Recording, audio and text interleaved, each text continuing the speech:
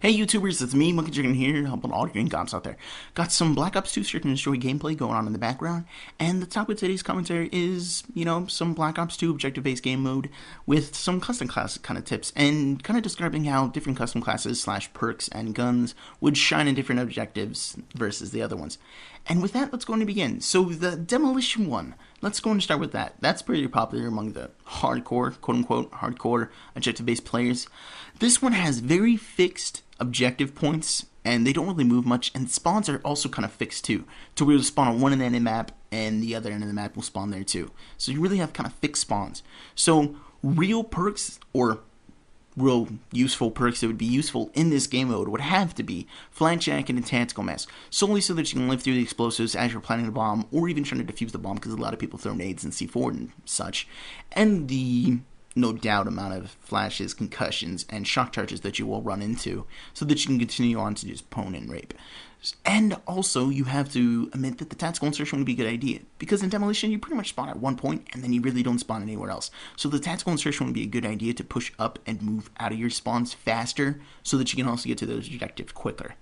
And you would have to admit that on the attacking side, that the LMG or an assault rifle would probably shine higher than, let's say, a shotgun or a submachine gun, solely because you're trying to hold them down at those one points, and you're not trying to allow them to get any farther, so you can kind of keep them at the far range engagements.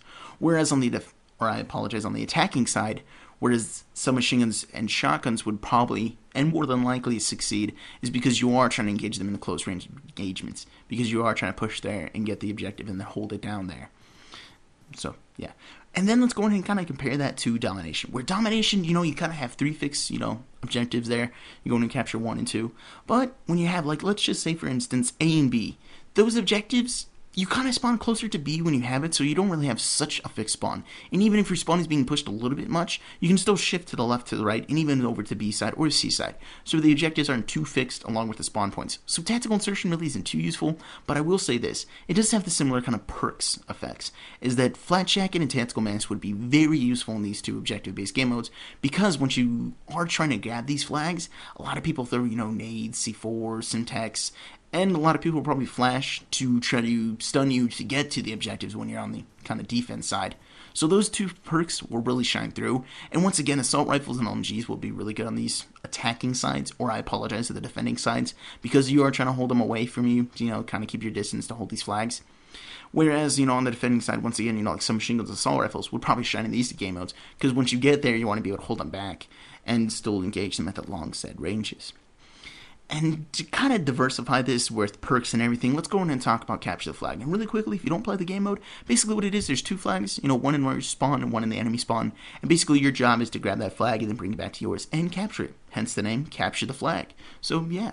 So basically, really good perks in here for me that I find personally would be really good are three basic perks. And it would have to be Marathon, Tactical Mask, and Hacker. Those ones are I apologize, Engineer. Black Ops 2. So anyways, those three perks are really good, and any one of them are, I couldn't say is better than the other, but it all depends on the situation that you are going to be going for. And for instance, let me lay down a couple scenarios for you. One instance is why Flat Jacket can only be too necessary. Since the objectives aren't so fixed and people can't exactly, okay, this guy's here, let's throw a nade. Since you are running around either defending the flags or you're trying to grab the flags, there's no real fixed positions to which you will be at. So nades and C4s and stuff are less likely to get you, whereas the defensive players that have shock charges and claymores and bouncing betties will more than likely get you. That's where Engineer would shine, so that you can kind of avoid those explosive / traps that they left for you. And you can either avoid them and then grab the flag and get the heck out of there, or you can set them off, trick them, and kind of lead them out into the open, kill them, and then have a little spawn delay of 8 seconds and then give yourself, 8-second lead to get to the objective, which is also a really good tactic too. And another reason why Tactical Mask is a good idea is because most of the time when you do grab the flag and run back to the objective to quote-unquote capture the flag, you kind of run into the issue where people will throw concussions, flashbangs, and the occasional shock charges that you'll run into when you are trying to capture the flag, because people will stun you to try to catch up to you to kill you, basically. So that's where Tactical Mask can come into. And also, once again, Marathon can also come into a good hand, solely because once you grab the flag, you want to get out of there. And you see, that's the kind of difference between the two. Tactical insertion could be good here, and at the same time it could be a hindrance. Because of the spawn delay that you have in here, you can either plant it close to the flag in hopes that, you are there fast and you can grab the flag, or it could become a hindrance if they're also running hacker, and then when you kind of spawn in, they see your kind of tactical insertion there, and then they kill you. But yeah, and also guys, if you are wondering how to kind of see a little bit of tips on the tactical insertion, I have a video that I've made recently that I've heard a lot of positive feedback on. And if you guys would like to see that video, it's pretty much a tips video that I find is pretty good for the tactical insertion.